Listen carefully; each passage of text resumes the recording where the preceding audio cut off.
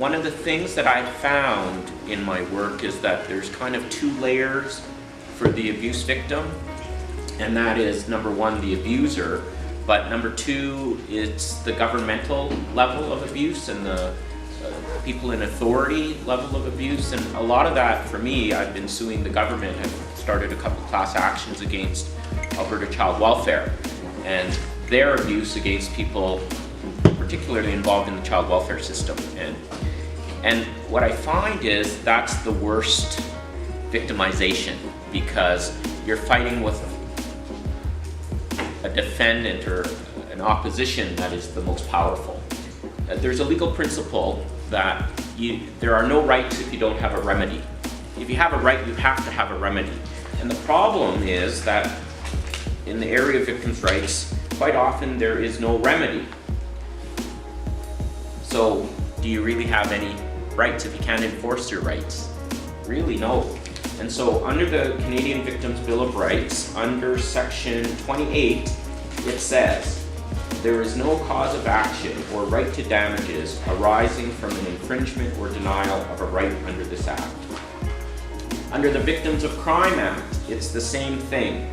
So it says the victim should be treated with courtesy, compassion, and respect. The privacy of victims should be considered and respected to the greatest extent possible. All reasonable measures should be taken to minimize inconvenience to victims. Victims should properly receive, in accordance with this Act and regulations, financial benefits for the injuries they've suffered. So those are the principles. It's great, right? It sounds really good. But what happens when you're a victim and you go to court and they handcuff you because you say you can't testify, or you're scared to testify and they put you in jail? Well, under Section 18, it says you have no cause of action, right of appeal, claim for damages, or other remedy if your rights have been violated. So again, they talk about the rights you have, but you can't enforce them. So if you can't enforce them, do you really have any rights? So under the Victims of Crime Act, if you are a victim, you can apply for compensation. Now, I've heard many people at that program tell people that they don't need lawyers, that they can just apply on their own. And that's true, you can apply on your own, but it can be a very complicated process because there's lots of little tricks and a lot of complexity. For example, under the Victims of Crime Act, you're supposed to apply within 2 years.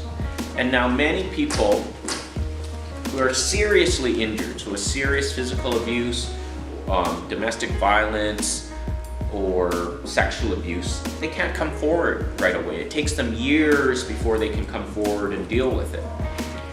And so what happens if you're applying 10 years late or 20 years late? Now, they'll tell you, oh, you can just apply on your own. But without having expertise and knowing how to get past that 2-year deadline, if you just apply on your own, your chances of succeeding are not very good. And they don't tell you that. They don't say, oh, you don't need to apply if it's a simple, straightforward application, but if it's complicated, we advise you to get a lawyer. They just said, no, you don't need to. And then what happens, those people apply, they get turned down, and they don't realize that they could have won if they had done their application better.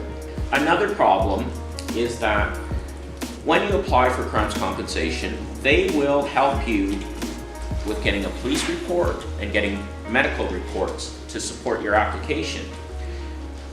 But they don't do it in a very comprehensive way, which is a problem.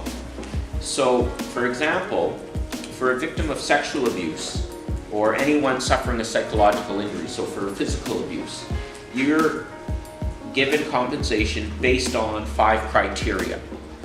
And that criteria is whether you were under 18 or over 18 at the time of the abuse, whether there was intercourse or not in the abuse, whether there was more than 5 incidents of abuse, whether you had more than 5 counseling sessions, and lastly, whether there was a weapon used or more than 2 people abused you. So the Limitations Act that's usually a big block for people to sue, because with these types of crimes, they often happen a long time ago. If you are sued and there's a judgment against you, so successfully sued, the person that's sued has exemptions. So you can't, if you get an award for say $200,000, you can't just take everything from the person you sued. They have exemptions. For example, they're allowed to keep a certain amount of food, clothing, household furnishings, a motor vehicle, and the house.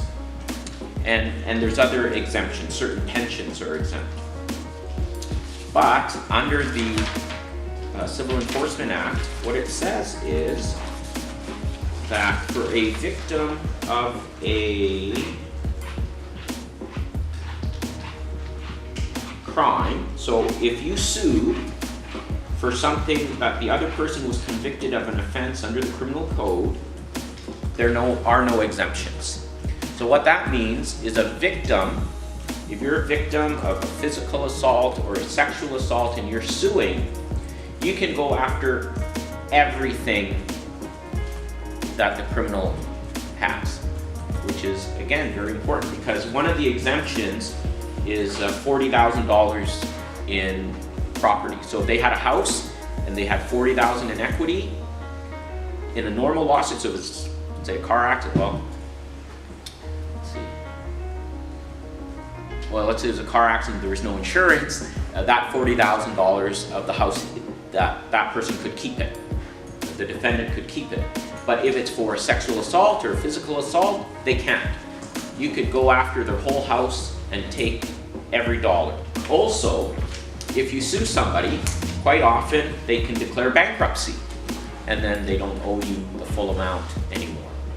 But again, the government has passed certain laws, and one of them is that a person cannot be discharged from bankruptcy if part of the damages is from a court in a civil proceeding in respect of bodily harm, intentionally inflicted, or sexual assault, or wrongful death resulting from a bodily harm or sexual assault.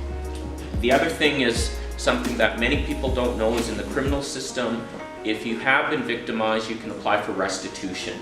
Money is kind of at the heart, I think, of victims' rights, because the problem that most individuals have in enforcing their rights is a lack of money.